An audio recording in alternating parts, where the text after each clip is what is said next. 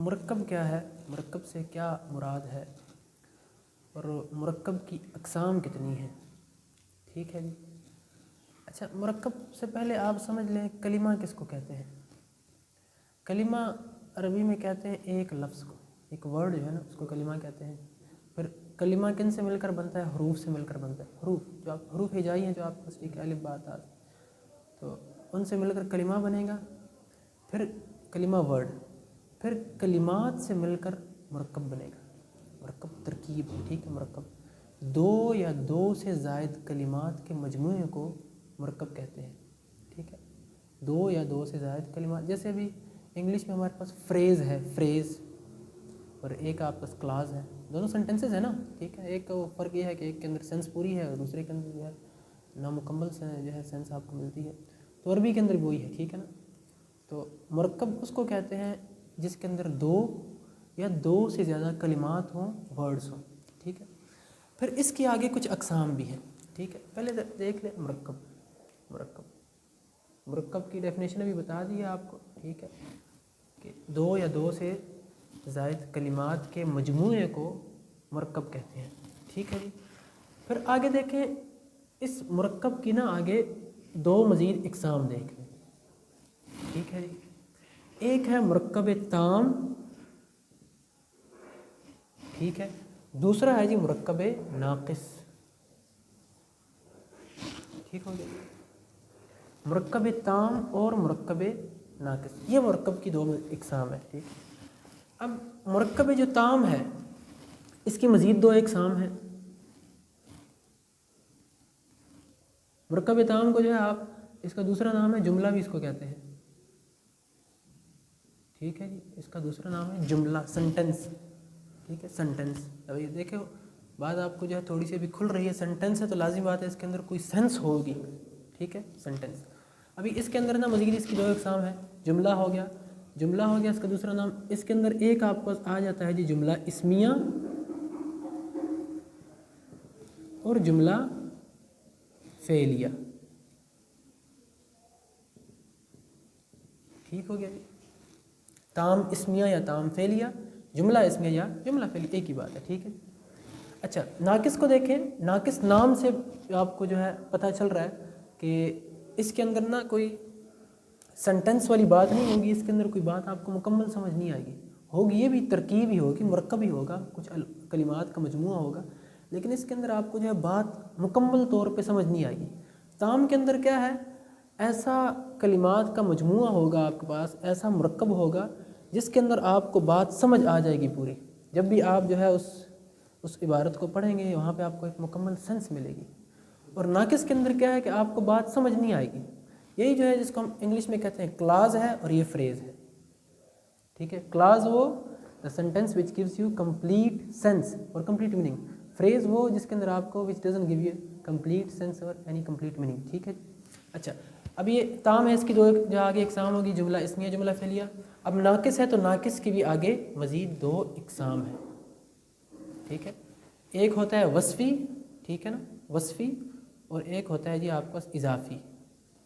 وصفی یا توصیفی اس کو آپ کہہ لیں، توصیفی آپ کہہ لیں زیادہ بہتر ہے، تو توصیفی یا وصفی ایک ہی بات ہے۔ اور دوسرا کیا ہے جی، اضافی، اضافی، توصیفی یا وصفی، اس کو وصفی بھی کہہ لیں،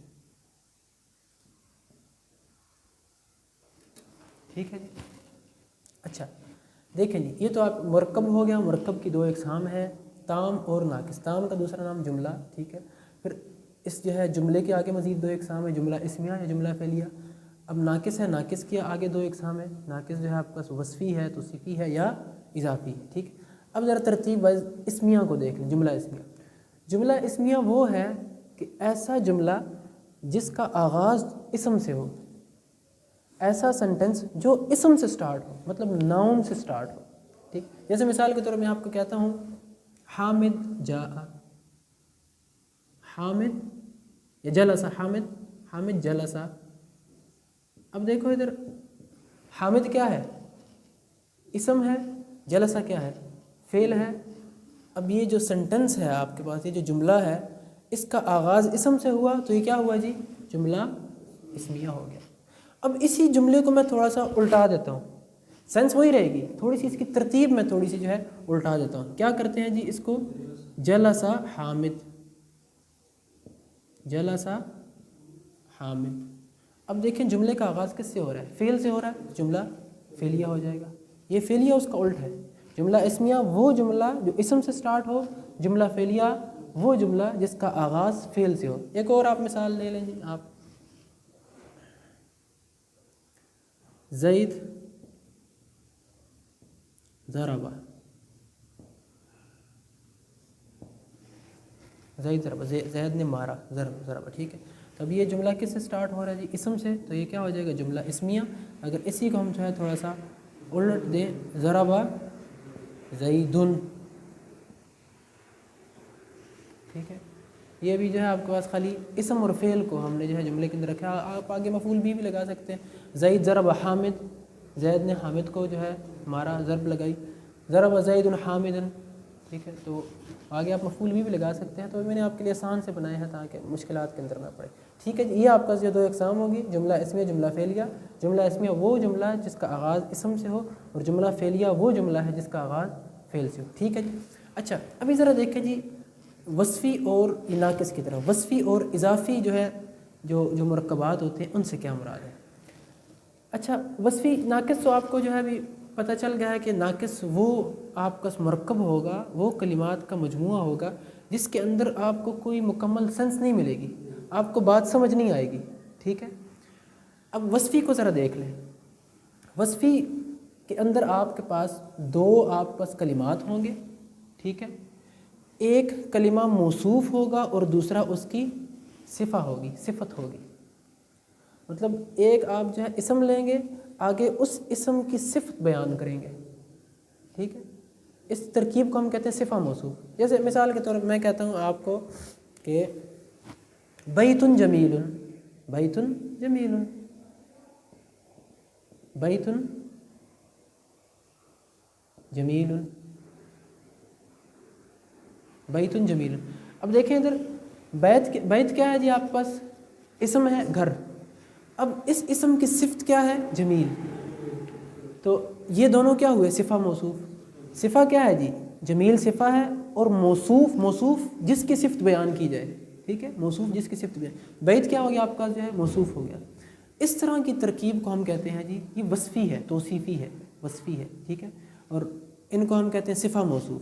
ٹھیک ہے، اس ترکیب کو ہم کہیں گے صفہ موصوف. ایک اور مثال دیکھ لیں آپ کے پاس. اچھا، اس کے اندر کچھ چیزیں ہوتی ہیں، ان کا بھی آپ نے جو ہے خیال رکھنا ہے جب آپ جو ہے اس طرح کی ترکیب لے کے آئیں وصفی جو ہے صفہ موصوف کی. اس کے اندر اگر آپ جو ہے اسم مذکر لا رہے ہیں، ٹھیک ہے، اسم مذکر لا رہے ہیں تو اس کی صفت بھی آپ نے مذکر ہی لانی ہے. اب دیکھیں یہاں پہ بیت جمیل ہے نا. اب بیت مذکر ہے تو میں نے اس کی جو صفت ہے یہ بھی مذکر بیان کی ہے. اب ایسا میں نے نہیں کیا بیت جمیلۃ. ٹھیک ہے، ایسے میں نے بیان نہیں کیا، ایسے جو ہے غلط ہو جائے گا. ٹھیک ہے، اگر آپ کا اسم مذکر ہے تو اس کی صفت بھی مذکر ہونی چاہیے. اگر آپ نے صفت مؤنث بیان کر دی تو غلط ہو جائے گی بات. ٹھیک ہے، پہلی چیز آپ نے جو ہے مذکر اور مؤنث کو دیکھنا ہے. اگر آپ کا اسم مؤنث ہے تو اس کے مطابق آئے گا. ٹھیک ہے، اب میں ایک اور مثال آپ کے سامنے لکھ دیتا ہوں. حافلہ اسی کے سامنے دیکھ لیں جی. حافلۃ، اب یہاں پہ جمیلۃ آئے گا نہ کہ جمیل آئے گا، کیونکہ حافلہ کیا ہے جی آپ کے پاس؟ مؤنث ہے، اس کی صفت بھی مؤنث آنی چاہیے. ٹھیک، پہلی آپ نے دیکھنا ہے مذکر اور مؤنث کو. اگر آپ کا جو ہے موصوف مذکر ہے تو اس کی صفہ مذکر آئے گی، اگر موصوف آپ کو مؤنث ہے اس کی صفہ مؤنث آئے گی. دوسرے نمبر پہ آپ نے جو چیز دیکھنی ہے وہ اس کے اندر آپ نے دیکھنا ہے کہ اگر آپ کا جو ہے موصوف جو ہے اگر واحد ہے تو اس کی صفہ بھی واحد ہی آنی چاہیے. بیت ہے نا تو میں نے جمیل کیا ہے. اب بیت جمیلان میں نے نہیں کیا. جمیلان کب آئے گا؟ جب بیتان ہو جائے گا، جب مثنیٰ ہوگا. بیتان جمیلان.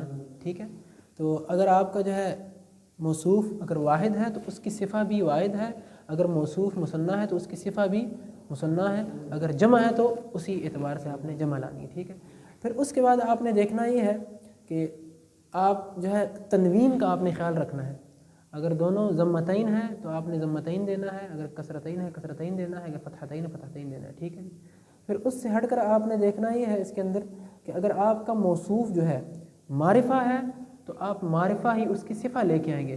اگر نکرہ ہے تو آپ اس کی صفہ بھی نکرہ لے کے آئیں گے. میں اس کی مثال لکھتا ہوں. ابھی دیکھیں بیت کیا ہے؟ معرفہ ہے نکرہ ہے؟ نکرہ ہے. معرفہ کدھر ہے؟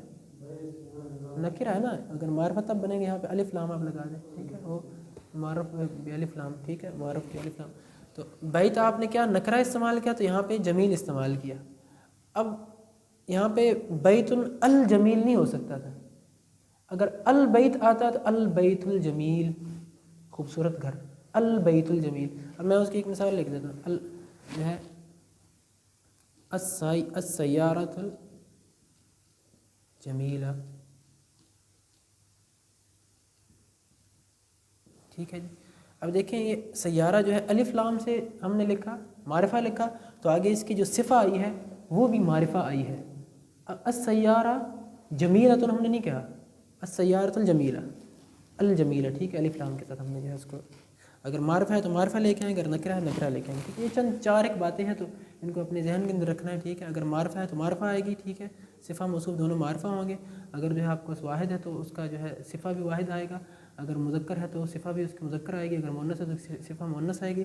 اور آپ نے یہ جو ہے آپ نے حرکات کو بھی اپنے ذہن کے اندر رکھنا ہے. اگر جو ہے ضمتین ہے ضمتین لے کے آئیں گے، کسرتین کسرتین، اور فتحتین کو آپ نے فتحتین ہی لانا ہے. ٹھیک ہے. اچھا آگے دیکھیے، یہ تو وصفی ہو گیا آپ کے پاس. ٹھیک ہے، ابھی اضافی کو ذرا دیکھ لیں.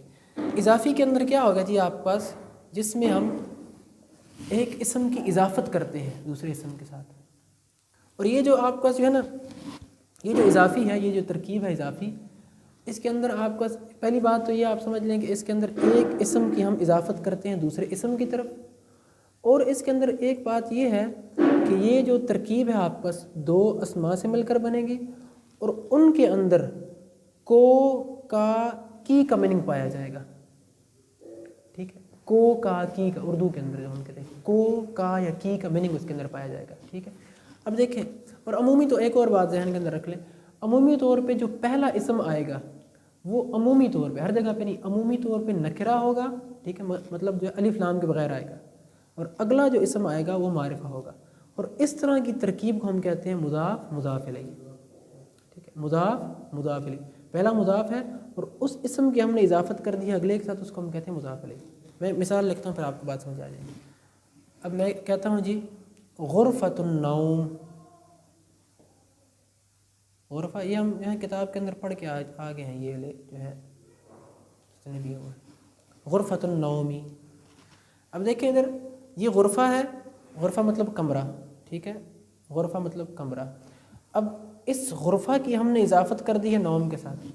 اب اس کا مطلب کیا ہوا، سونے کا کمرہ، سلیپنگ روم. ٹھیک، سونے کا کمرہ. اب غرفۃ الجلوس، غرفۃ الجلوسی، اب بیٹھنے کا کمرہ. ٹھیک ہے. اب غرفہ کی ہم نے اضافت کس کے ساتھ کر دی، جلوس کے ساتھ. اب آپ کے پاس غرفہ کیا ہے، مضاف ہے، نوم یہاں پہ کیا ہو جائے گا، مضاف الیہ ہو جائے گا. غرفہ مضاف، جلوس مضاف الیہ. اور ایک اور بات ذہن کے اندر رکھیں، اس ایک پہلی بات تو اس ترکیب کو ہم کہتے ہیں مضاف مضاف الیہ. اس کے اندر جو مضاف الیہ ہوگا ہمیشہ مجرور ہوگا. مطلب جو مضاف الیہ اگلا آ رہا ہے اس کے نیچے آپ نے ہمیشہ کسرہ ہی دینا ہے. اب یہاں پہ میں نے دیکھا، آپ نے دیکھا غرفۃ النومی کر دیا ہے، نوما نہیں ہوا، نہ کہ نومو ہو گیا ہے. غرفۃ النومی، غرفۃ الجلوسی، ٹھیک ہے، غرفۃ الضیوفی. ٹھیک ہو گیا جی. یہ آپ کا جو ہے چند مرکبات ہم نے ڈسکس کیے. مرکب دوبارہ سے اس کو ریوائز کر کے دیکھ لیں. مرکب وہ چیز جو دو یا دو سے زیادہ کلمات کا مجموعہ ہو، اس کو ہم مرکب کہتے ہیں. پھر مرکب کے آگے ہم نے دو مزید اقسام دیکھی، مرکب تام ہے اور مرکب ناقص ہے. پھر مرکب تام کے اندر جو ہے اس کی مزید دو اقسام ہیں. تام کو ہم جو جملہ بھی کہتے ہیں، اس کے اندر اس کی جو مزید اقسام ہے جملہ اسمیہ اور جملہ فعلیہ. جملہ اسمیہ وہ جملہ جس کا آغاز اسم سے ہو، اور جملہ فعلیہ وہ جملہ جس کا آغاز فعل سے ہو. ٹھیک، حرف سے جملہ کبھی نہیں سٹارٹ ہوگا، حرف سے جملہ کبھی سٹارٹ نہیں ہوگا. اگر حرف سے کوئی جملہ سٹارٹ ہو بھی گیا ہے تو حرف کے بعد اگلے جو ہے جو ورڈ ہے نا، اگلا جو کلمہ ہے اس کو دیکھیں گے. حرف کے بعد آیا آپ کا فعل آیا ہے یا آپ کا اسم آیا ہے. اگر حرف کے بعد آپ کا اسم ہے تو اس کو آپ جملہ اسمیہ ہی کہیں گے، جملہ حرفیہ نہیں ہوتا. ٹھیک ہے، جملہ حرفیہ نہیں ہوتا. تو یہ جملہ اسمیہ جملہ فعلیہ. پھر جو ہے آپ پاس مرکب ناقص کے اندر اس کی دو اقسام ہے، وصفی اور اضافی. وصفی کے اندر جو ہے جو صفہ موصوف ہوتی ہے، آپ کو یہ ساری ہم نے ڈسکس کر لی. صفہ موصوف کے اندر 4 کنڈیشن آپ کو بتائیں گے، ٹھیک ہے، ان کو اپنے ذہن کے اندر رکھنا ہے. اور اضافی کے اندر ایک اسم کی دوسرے اسم کے ساتھ اضافت کی جاتی ہے، اور اس ترکیب کو ہم کہتے ہیں مضاف مضاف الیہ. اور مضاف الیہ ہمیشہ مجرور ہی ہوتا ہے، اور مضاف مضاف الیہ کے اندر آپ کو ہمیشہ کو کا کی کا میننگ ملتا ہے. جیسے قلم الاستاذی، قلم الاستاذی، استاذ کی قلم. قلم الطالبی، طالب علم کی قلم. کتاب المعلمی، معلم کی کتاب. کتاب الطالبی، طالب علم کی کتاب. ٹھیک ہوگی.